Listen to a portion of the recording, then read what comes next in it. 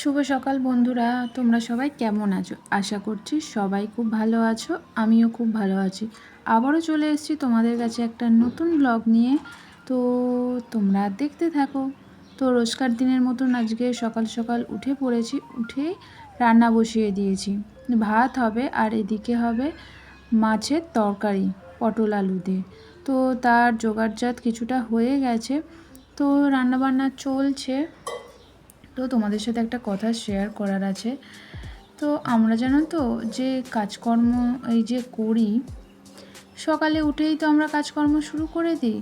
আমাদের সেই কাজকর্মর যে একটা মেন শক্তি, ভিতরের যে একটা পজিটিভিটি, একটা মেন মনের যে শক্তিটা, সেই শক্তিটাকে তো আমরা সবসময় আমাদের এক তো যায় না, কোনো না কোনো একদিন কিছু না কিছুভাবে একটা খারাপ চিন্তাও মনে আসে।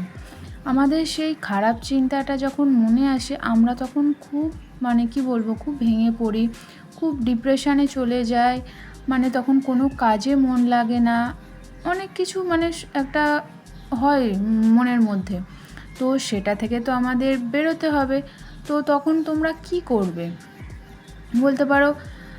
আমাদের সেই সময় কি করাটা উচিত? সবার প্রথম আমাদের জানো তো নিজের ওপর বিশ্বাসটা রাখতে হবে, যে না, নিজের যোগ্যতার ওপর ভরসা রাখতে হবে। যে কোনো কাজ ধরো, যে কোনো কারণে ধরো যে তুমি চিন্তাটা করছো, সেই কাজটা যাতে আমার আরও একটু সহজ হয়, বা সেটা যদি আমাদের কাছে, যে জিনিসটার জন্য আমাদের এত কিছু, তো সেটা নিয়ে আমাদের মোকাবিলা করতে হবে।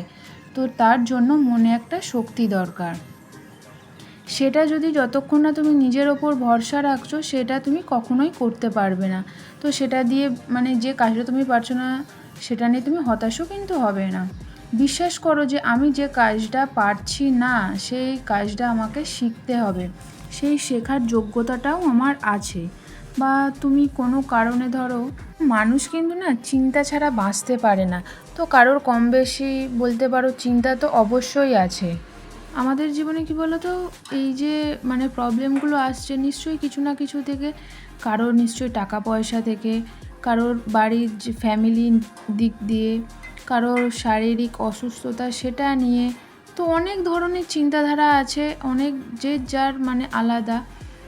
আমাদের জীবনে যখনই যে রকমই সমস্যাটা আসে না, তো সেটাকে আমরা কিভাবে মোকাবিলাটা করব, সেটা আগে ভেতর থেকে আমাদের নিজেদের আগে শক্ত হতে হবে।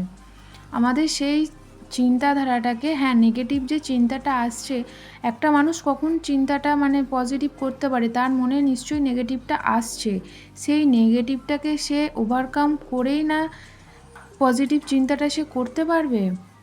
তো সব সময় চিন্তা করবে যে জিনিসটা যে হচ্ছে না, কেন হচ্ছে না, আমি সেই জিনিসটাকে করতে পারবো কি না, কীভাবে করব, অনেক চিন্তা থাকে। তো তোমাকে সেটা সলিউশনটা বের করতে হবে।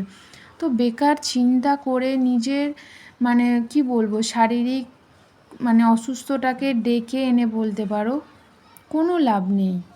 তোমার আশেপাশে ধরো তোমার ফ্যামিলিতে, তোমার মেন ফ্যামিলিরই যে মেম্বার থাকে, তো তাদেরও সেই রকমভাবেই বোঝাও, তাদেরও সেই জোরটা দাও যে না, কোনো দিক দিয়ে কোনো কিছু অসুবিধা হবে না, আমাদের থিঙ্কিংটাকে একটুখানি পাল্টাতে হবে, চিন্তাধারাটাকে। তো এদিকে তোমাদের অনেক কথা বলতে বলতে এদিকে আমার অনেকটাই কাজ হয়ে এসছে। অনেকটা কাজ বলতে মোটামুটি রান্নাবান্নার দিকটা তো কিছুটা হয়েই গেছে, ও খেয়ে বেরিয়েও গেছে, তোমরা দেখতেই পেয়েছো। তো এদিকে জানো তো বেড কভারটা চেঞ্জ করে নিলাম। অনেক দিন ওই চাদরটা পাতা ছিল, তো ভাবলাম এই চাদরটাই পাতি। আর জানো তো এই বেড কভারটার কোনো বালিশের কভার নেই, এমনি বেড কভারটাই শুধু আছে। তো এর কালার কন্ট্রাস্ট আমার কাছে তো নেই, তো যেটা আছে আমি সেটাই পাচ্ছি। ঘরটা নতুন নতুন বেডশিট পাতলে কার না ভালো লাগে, তাই না? তো আমার তো বেশ ভালো লাগে, ঘরটাকে সবসময় টিপটপ গুছিয়ে রাখবো, খুব সুন্দর লাগে। তো এই যে দেখবে যখন তোমাদের কিছু ভালো লাগে না, মনটা খারাপ করে বা কিছু চিন্তা আসে, তখন এটাও চিন্তা করবে যে আমি কোনটায় ভালো থাকবো। কেউ হয়তো কোথাও ঘুরতে গেলে ভালো থাকবে, একটু অন্যরকম লাগবে। কেউ হয়তো কিছু খেলে বা কারোর গাছের অনেক চর্চা, অনেকের অনেক ধরনের থাকে হ্যাবিট। তো আমার তো মনে হয় কারোর ঘর গোছানোর একটা ভালো লাগার জায়গায়, তো মানে সবার তো সমান নয়, কারোর অন্য অন্য রকমেরও আছে চিন্তাধারা। তো যেটা আমি বলছিলাম, তো আমাদের জন্য তো এই যে চিন্তাধারাটা যে আসে, নিশ্চয়ই একটা কোনো খারাপ থেকেই আসে। হ্যাঁ, আমিও এটা নিয়ে অনেকটাই প্রবলেমে এরকম আমিও ফেস করেছি। তো তখন কি বলো তো, নিজের থেকে না একটুও ভরসা হারাইনি, একদমই না। কারোর ধরো এমনও সমস্যা আছে যেটা তখনই করা সম্ভব নয়। হ্যাঁ, 1 বছর লাগতে পারে, কারোর 1.5 বছর 2 বছর, কিন্তু কি ওই যে 1-1.5 বছর যতটুকু 2 বছর সময় লাগছে, ওই সময়টা না নিজের মধ্যে একটা সেই জেদ শক্তি সেটা রেখে দিতে হবে। ওই যে অনেকটা সময় যেহেতু আমাদের, তো সেই সময় যদি তুমি মানে এতটাই নিজেকে দুর্বল করে ফেলো না, তো তখন তুমি আর সেই জায়গাটা থেকে কখনোই বেরোতে পারবে না। তোমার ফ্যামিলি বা তোমার নিজের লোক, তাদেরও তুমি মানে হেল্প করতে পারবে না। তো চেষ্টা করবে সবসময় মনে বিশ্বাস রাখাটা, অবশ্য ওটা হচ্ছে একদম মাস্ট দরকার। নিজের ওপর বিশ্বাসটা তোমাকে রাখতে হবে।